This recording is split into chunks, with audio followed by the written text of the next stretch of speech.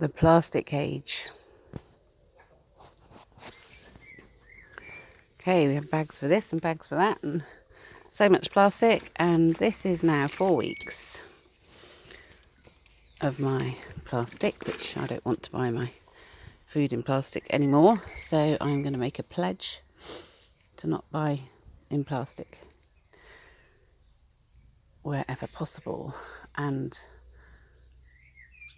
hopefully I can manage that with everything, because this is not okay. I think they've not collected it on the dog food packet, because they put that at the top, and possibly that cereal, but everything else in here is tin or plastic. I generally have my milk delivered in bottles, so I don't contribute to plastic in that way. This is a month's worth in here. So I put this out. Dear recycling collectors, first week I've checked this and removed the plastic soil bags. So I had soil bags, I brought soil into the garden, and they're made out of plastic. So I put them in the plastic recycling. But they took them out, wouldn't take them. So I removed those. Week 2, I removed the soft plastics because I didn't realise they couldn't go in there. So I've taken one bag down to Tesco's, which just seems crazy, sorry, and possibly not hygienic. 3, myself and 2 neighbours have checked in here and can't see what is wrong. And then week 4, which was this week, hoping you can collect for recycling, and I wish we didn't have to buy so much stuff in plastic. I prefer the old ways with a human being at a counter and to have a chat and a smile. And I don't want to be drowning in plastic. That's what it feels like. And plastics contain phthalates, which are actually, I suppose a lot of those ones don't. They're plasticizers which soften the plastic, and that makes it's a chemical and it's a hormone interferer. It mimics the estrogens, and so, you know, when we've got people buying foods in plastics and putting them in the microwave, and the heat seeping into the foods, the chemicals leaching, and they're hormone interferers. And what are we seeing? What are we seeing in children? Not sure if they're a boy or a girl. And we're seeing, yeah, certainly hormone confusion in the bodies of children. And this transgender going on. And God bless those children, because it's not their fault. And are they just the product of the polluted society that we're living in? And God bless them. I also see the family breakdown as a big part of the stresses that cause those hormonal imbalances as well. Yeah, so from my book, I've got a few on plastic pollution here. But I'm going to start with this one, Dilemma. And the title of this book.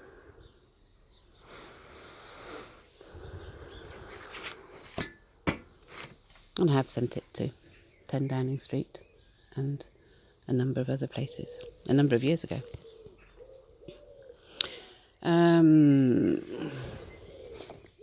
It's published online in audio and on my YouTube channel. Dilemma. So this is the modern world that we're living in. Being woman. A man with a womb, created from Adam's rib. Genetic engineering? Or did Adam forget who his mother was? Maybe she died in childbirth. Maybe she was denied because she was a woman. We don't know.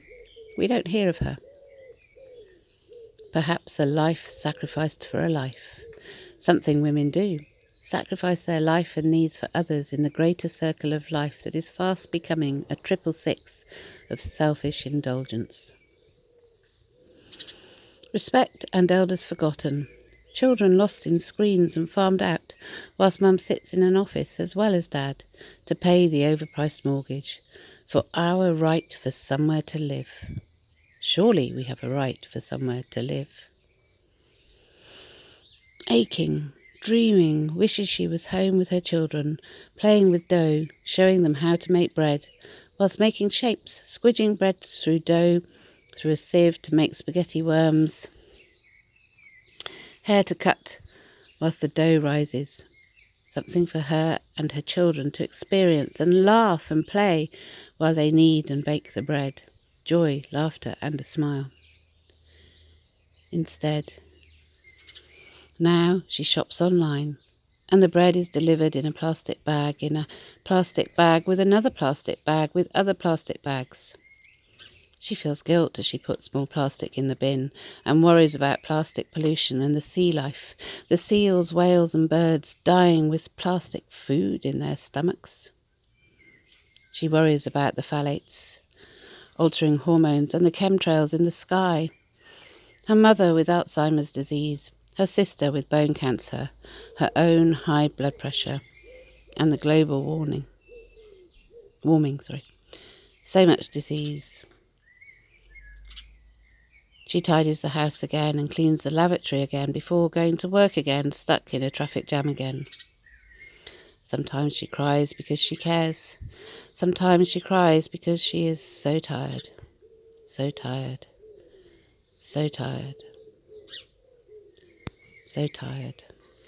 Too tired.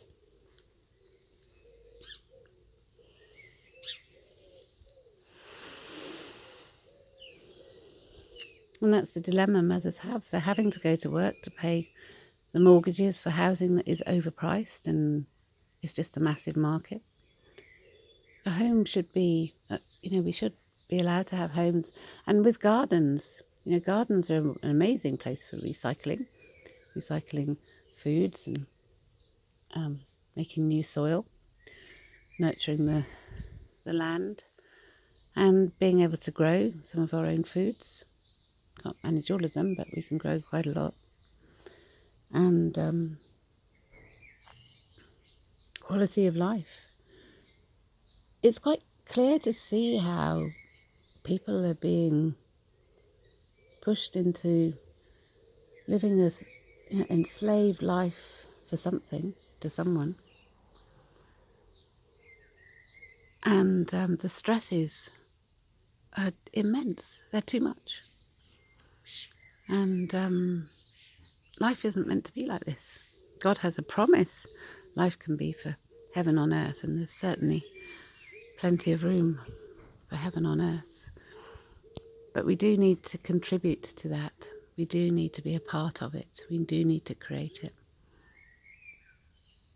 But the enslavement to slavery, to stress, austerity, corruption, division, lies, betrayals, abuse,